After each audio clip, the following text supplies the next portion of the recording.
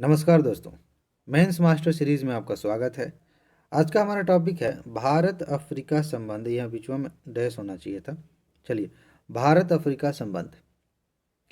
ये टॉपिक उभरता हुआ टॉपिक है, बहुत इम्पोर्टेंट है क्योंकि बहुत सारे विशेषज्ञ, बहुत सारे बुद्धिजीवी इस बात पर जोर दे रहे हैं कि भारत को अफ्रीका से अपने संबंध बनाने चाहिए, क्योंकि आने वाले समय में अफ्रीका के पास विकास का बहुत बड़ा स्कोप है।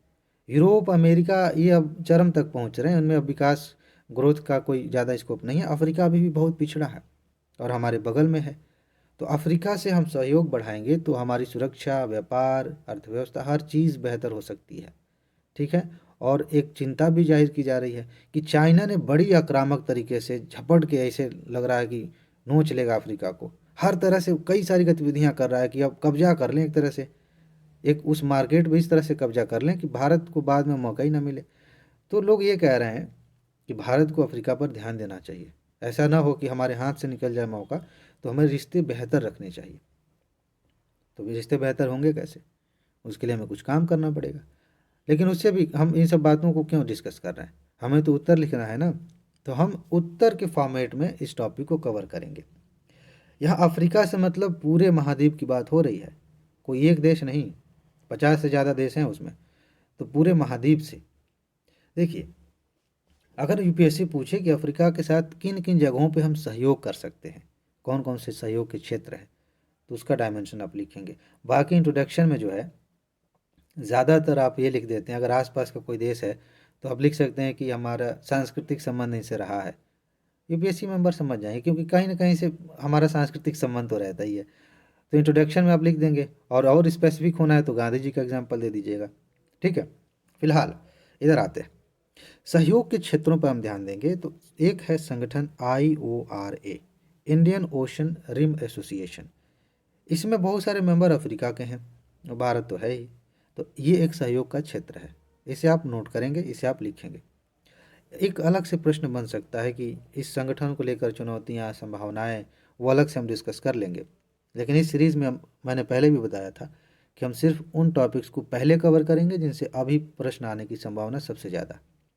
एक संगठन हमने डिस्कस किया है, नैम। अरे वही गुट निरपेक्ष आंदोलन, नॉन अलाइनमेंट मूवमेंट। ठीक है। इसमें भी अफ्रीका के बहुत सारे देश शामिल हैं, भारत भी शामिल है। इसके तहत भी सहयोग होता है।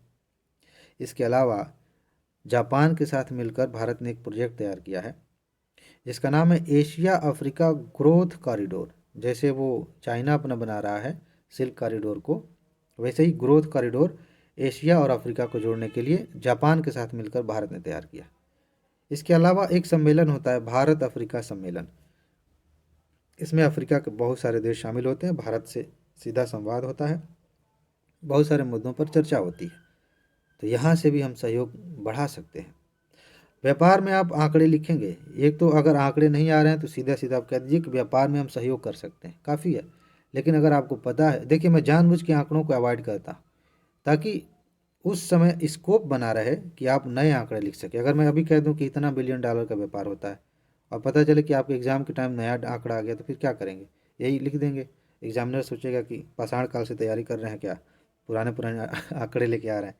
खैर, ये मजाक की बात है। आप जो है व्यापार वाले मुद्दे को लिख सकते हैं, यहाँ हम सहयोग कर सकते हैं।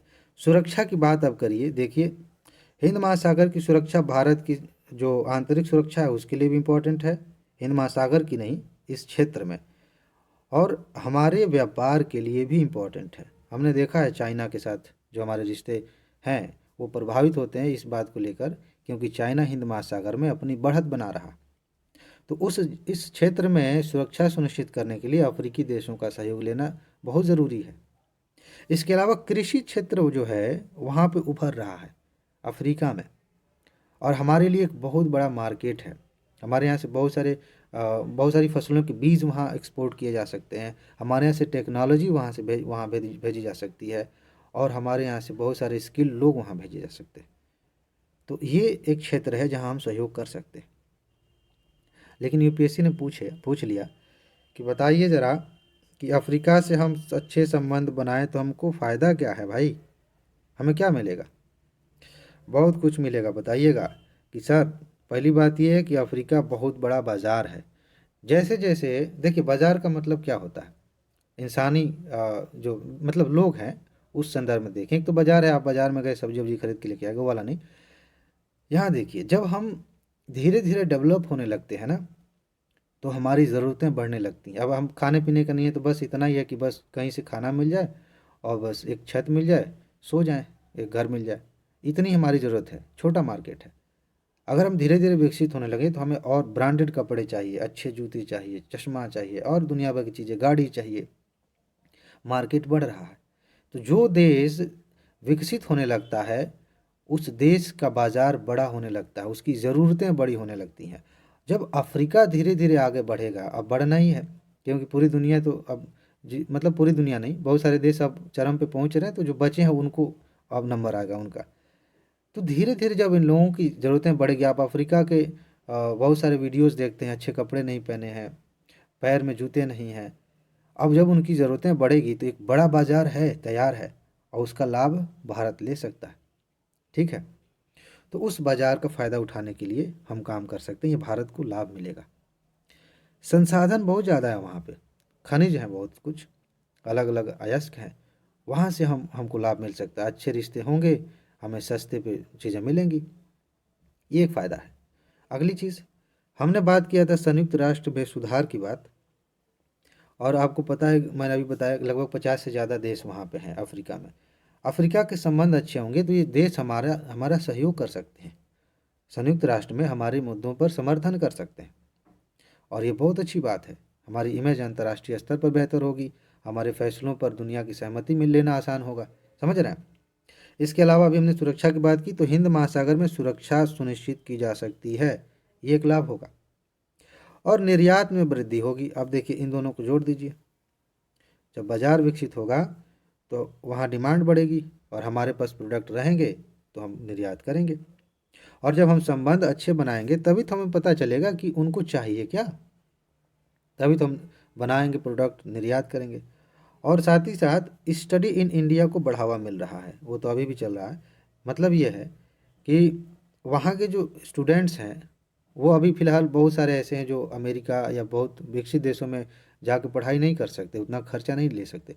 लेकिन हमारे यहाँ जो जो पढ़ाई का जो वो है, हायर एजुकेशन का, वो धीरे धीरे आधुनिक हो रहा है, बेहतर हो रहा है।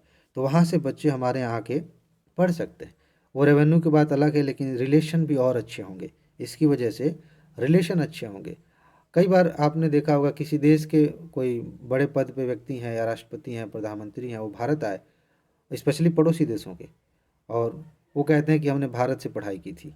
सुनने में अच्छा लगता है, रिलेशन पे अच्छा असर पड़ता है, तो इससे भी हमारा रिश्ता अच्छा होगा। लेकिन इतना भी बढ़िया नहीं है, कुछ चुनौतियां हैं। तो चुनौतियों पे जब प्रश्न पूछा जाए, देखिए प्रश्न तो ऐसा नहीं होगा कि अलग से पूछ लिया जाए, चुनौतियां बताइए, अगले साल पूछ लिया जाए लाभ बताइए। प्रश्न इस तरह से होता है, इसलिए मैं कहता हूँ आप क्वेश्चन देखिए।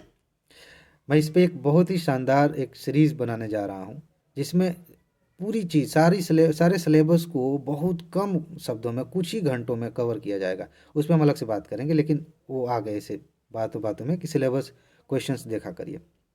देखिए, ऐसा नहीं हो कि अलग अलग पूछ लिया जाए, लेकिन प्रश्न इस तरह से बनाया जाता है जिसमें स्कोप होता है कि आप सारे डायमेंशन कवर कर सकें। तो चुनौतियाँ क्या हैं भाई? पहली चुनौती, चीन। चीन जो है कई तरह से ऐसे हथकंडे अपना रहा है कि वहाँ के बाज़ारों में हम घुसे हैं।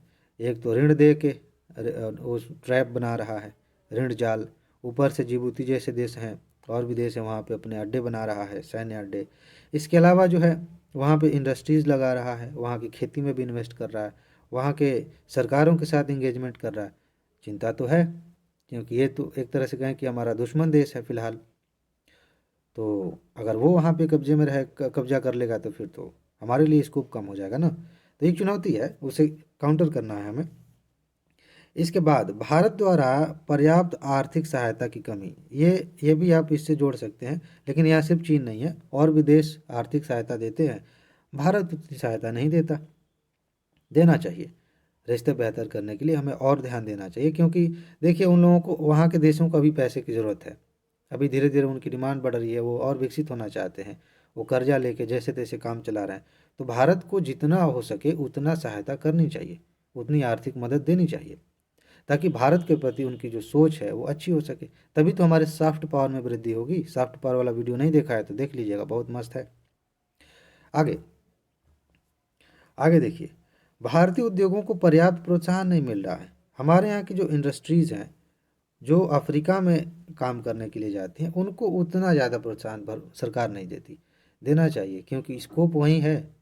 उद्योगों के विकास की संभावना बहुत ज़्यादा वहीं पे है। अमेरिका में क्या है, बहुत सारी चीज़ें विकसित हो चुकी हैं, तो अब वहाँ पे जो टेक्नोलॉजी से संबंधित इंडस्ट्रीज़ हैं वो बढ़ रही हैं।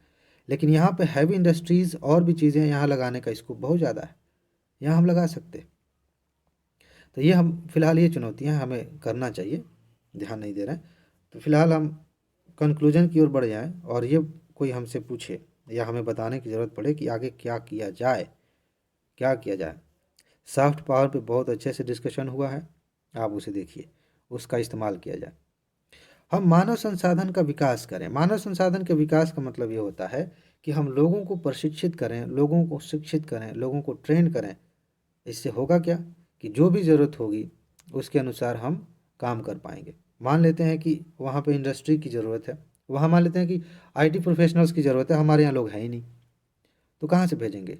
कहीं और से लोग जाएंगे। वहाँ पे मज़दूरों की ज़रूरत है, अच्छे स्किल्ड, हमारे पास नहीं है, तो हम कहाँ से भेजेंगे? तो मानव संसाधन को हमें हर तरह से शिक्षित करना है, तैयार करना है, ताकि हम उसका लाभ उठा सकें और अफ्रीका में भेजें। इसके बाद विविधता पर ध्यान देना होगा। यहाँ विविधता से मतलब ये है कि हमें सिर्फ वहाँ आर्थिक क्षेत्र पर नहीं ध्यान देना चाहिए। एक इकोनॉमिक क्षेत्र हो गया, ठीक है, हम, लेकिन इसके अलावा भी हम देखें ना, हमें कल्चर पर भी ध्यान देना चाहिए, वहाँ से कल्चरल कनेक्ट बनाना चाहिए। इसके अलावा हमें वहाँ की राजनीति, वहाँ की पॉलिटी पर भी ध्यान देना चाहिए। इसके अलावा हमें इन्वायरमेंटल इश्यूज़ पर ध्यान देना चाहिए, उनको अपने पक्ष में करना चाहिए। तो हमारा जो फोकस है ना वो डाइवर्सिफाइड होना चाहिए। हम विविध क्षेत्रों पर, अलग अलग क्षेत्रों पर ध्यान दें और अलग अलग तरह से सहयोग करें, ये चीज़ हमें ध्यान देना है, ठीक है। आगे जो हमारे सांस्कृतिक संबंध हैं इनको और मजबूत बनाया जाए। अभी वो कल्चर वाले में इसी पर हमने ध्यान दिया ना, सांस्कृतिक संबंधों को और मजबूत करना होगा। इसके अलावा जो आकांक्षापूर्ण अर्थव्यवस्थाएं हैं उनके लिए हमें समर्थन, जो ऐसी चीज़ें हैं, मतलब ऐसी अर्थव्यवस्थाएं कुछ बड़ी तेज़ी से बढ़ रही हैं, उनकी महत्वाकांक्षा बहुत अधिक है, उनके साथ और ज़्यादा इंगेजमेंट करने की ज़रूरत है, ठीक है, उनका और समर्थन करने की ज़रूरत है। इसके अलावा रक्षा सहयोग को बढ़ावा देना बहुत ज़रूरी है हमारे लिए भी, और बहुत सारे देश अफ्रीका में हैं जिनके सामने रक्षा की दिक्कतें हैं, तो उनके लिए भी। बस इतना आपने पढ़ लिया। भारत अफ्रीका से अब कोई पूछे कुछ भी, आप मुस्कुराते हुए जवाब देंगे, और इतने के आधार पर आप इतना बढ़िया उत्तर लिखेंगे कि एग्जामिनर खुश हो जाएगा। तो इसमें इतना ही है, आगे मिलेंगे किसी और टॉपिक के साथ। अपना अच्छे से ख्याल रखिए। नमस्कार।